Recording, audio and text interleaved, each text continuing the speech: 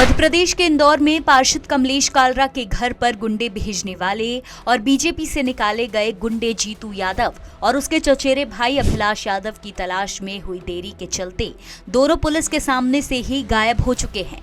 अब खबर लग रही है कि यह दोनों नेपाल पहुंच चुके हैं। उधर देर से जागी पुलिस ने जब गिरफ्तार हुए समर्थक गुंडों की आपराधिक कुंडली निकाली तो किसी पर 18 तो किसी पर 12 केस, वो भी गंभीर धाराओं में पाए गए।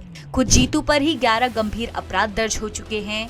यानी पार्षद कमलेश कालरा के घर पर घुसकर निर्वस्त्र घटना करने वाले अधिकांश हिस्ट्री शीटर गुंडे ही थे।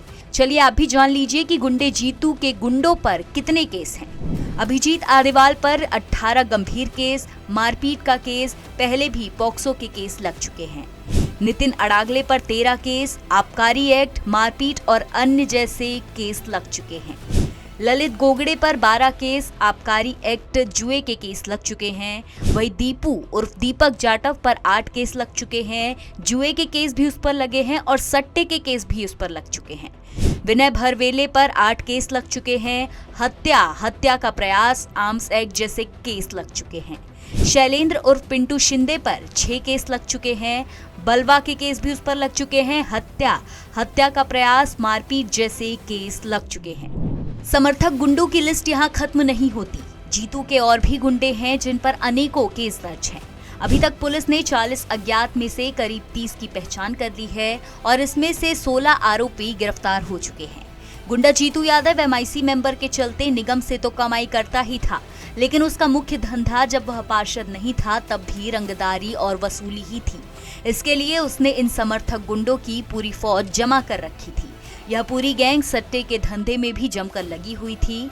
वहीं इनके गंभीर अपराधों से साफ होता है कि यह कालरा के घर कुछ भी और बड़ी अनहोनी करने से भी नहीं चूकते। यदि कालरा घर पर मिल जाता तो कोई और बड़ा कांड करने से भी ये नहीं डरते। तो वहीं जीतू अभी तक पुलिस केस में आरोपी नहीं बना है।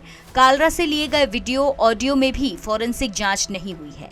कुल मिलाकर जीतू इसी कोशिश में है कि पुलिस उसे आरोपी नहीं बनाए, और बनाता भी है तो मारपीट जैसी धाराएं ही लगे जिसमें वह 1-2 दिन में बाहर हो जाए। साथ ही उसकी यह भी प्लानिंग है कि एक-एक कर आरोपी पुलिस में पेश होते रहें, जिससे उस पर ध्यान नहीं जाए और इन आरोपियों की जमानत याचिका भी साथ साथ लगती रहे, जिससे एक भी जमानत हो जाती है तो उसके लिए आसान होगा। वही पुलिस भी अप्रत्यक्ष तौर पर मदद करती हुई दिखाई दे रही है। ऐसा हम क्यों बोल रहे हैं ये भी जान लीजिए, क्योंकि जीतू पर पहले तो भार लापरवाही और CM की सख्ती के बाद जागे, और वहीं गिरफ्तार आरोपियों को रिमांड में लेकर जीतू को ऑन रिकॉर्ड लेने की कोशिश नहीं की गई। ऐसे में यह केस जीतू पर केवल 12वां केस बनकर रह जाएगा, जैसे पहले 11 केस हुए। देखना यही है कि गुंडा जीतू कब तक पकड़ा जाता है, और पकड़ा भी जाता है तो पुलिस उसे कब तक अपने गिरफ्त में रख पाती है। इंदौर से विशेष संवाददाता संजय गुप्ता की रिपोर्ट। लेटेस्ट, इन्वेस्टिगेटिव और इन डेप्थ खबरें देखने के लिए ज्वाइन कीजिए द सूत्र का WhatsApp चैनल, सब्सक्राइब कीजिए YouTube चैनल, लाइक कीजिए Facebook पेज और पढ़ते रहिए वेबसाइट www.dasudra.com।